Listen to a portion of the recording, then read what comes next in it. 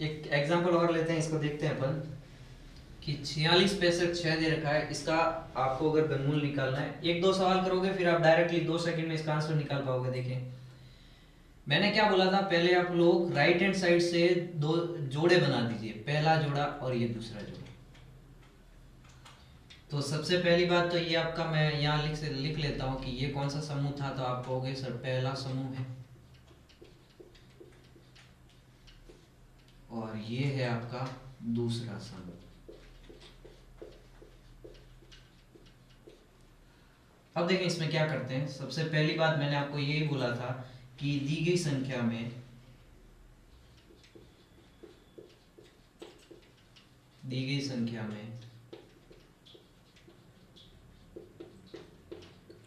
पहले समूह का इकाई का अंक 6 है, तो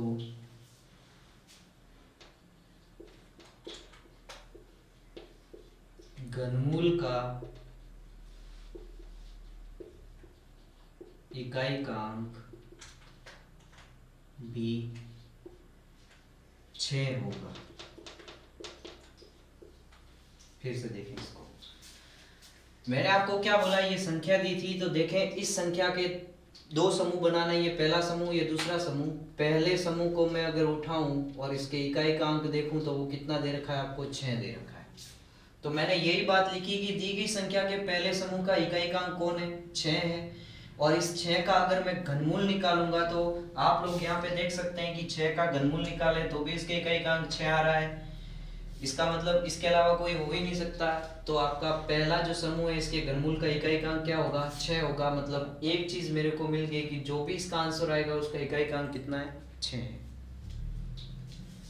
अब मैं देखता हूं दूसरे स्टेप में, दूसरे समूह की बात करूं तो दूसरे समूह में, इसको समझे एक बार। दूसरे समूह में दे रखा है आपका क्या, 46 है। तो अब ये 46 आप देखें कि किसके बीच में आ सकता है। तो आप कहोगे कि सर 46 है वो 27 से तो बड़ा है लेकिन 64 से क्या है, छोटा है। दूसरे समूह में आपके पास जो भी 10 तक टेबल लिख रखे हैं इनको देखें आप लोग। ये जो पहाड़ा जो आपके घनमूल की सारणी दे रखी है इसको देखें कि 46 है वो 46 27 से बड़ा है लेकिन 64 से छोटा है। तो मैं यहाँ पे लिख सकता हूँ कि 3 के घन से तो 46 बड़ा है लेकिन 4 के घन से ये क्या है, छोटा है।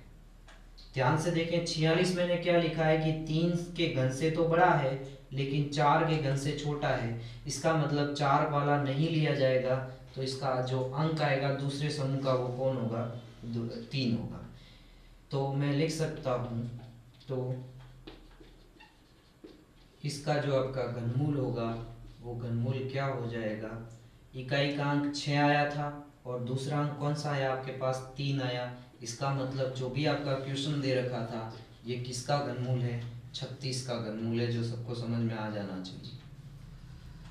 ठीक है, इसी के साथ आपका एक एग्जांपल और करवा रहा हूँ, फिर अपन डायरेक्टली निकालेंगे तो बहुत ही आराम से आप लोगों को समझ में आ जाएगा। तो ये एक बार फिर से रिपीट कर देता हूँ, ध्यान से सुने। दो समूह बनाते हैं, पहले समूह में इकाई का अंक 6 था।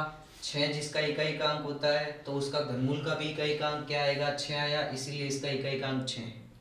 जब मैं दूसरे समूह की बात करूंगा तो पूरी संख्या कितनी है, 46। दूसरे समूह में हमेशा जो भी आपके पास सारणी है उस सारणी को देखो 46 कहाँ पे एडजस्ट हो रहा है। तो आप कहोगे कि सर 3 के घन और 4 के घन के बीच में 46 आएगा, तो 3 का घन कितना है, तो आप कहोगे 27 और 4 का कितना है, 64। तो 64 तो आपका 46 से बड़ा होगा तो 4 को नहीं लिया जाएगा। इसका मतलब आपको किसको लेना है, खाली 3 को लेना है।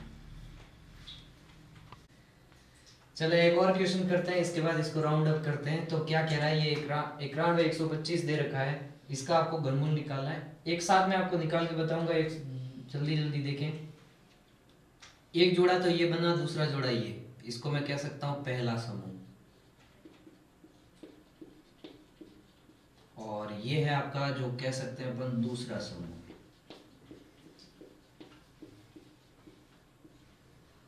पहले समूह के इकाई का अंक देखा जाता है, अभी मैंने आपको यही बात बोली। तो यही चीज लिखी है कि दी गई संख्या में पहले समूह का इकाई का अंक कितना है आपका 5 है। तो जब भी देखेंगे कि इकाई का अंक 5 होता है तो उसके घनमूल का भी इकाई का अंक कितना आएगा 5 आएगा।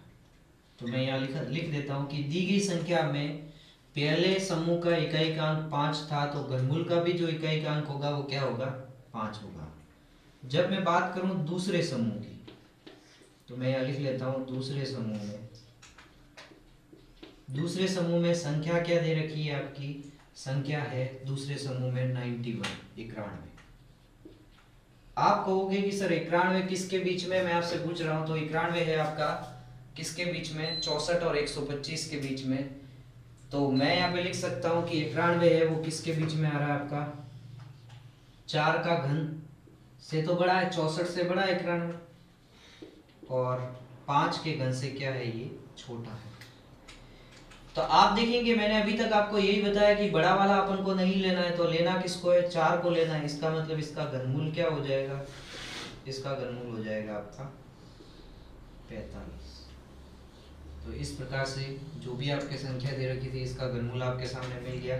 तो ये अवलोकन विधि है या आकलन विधि है जो सीधा देख के अपन बता सकते हैं। तो इस प्रकार से इस विधि को भी मैं यहीं खत्म कर रहा हूँ, लेकिन 4-5 क्वेश्चन एक साथ आपको बता देता हूँ कि इसका आंसर क्या होगा, इसका आंसर क्या होगा, जो आप लोगों के फायदेमंद रहेगा, आपकी प्रैक्टिस भी हो जाएगी। तो इस प्रकार से आकलन विधि को मैं यहीं समाप्त करता हूँ, फिर 2 टाइप के और सवाल बचेंगे और ये भी चैप्टर आपका हो जाएगा कंप्लीट।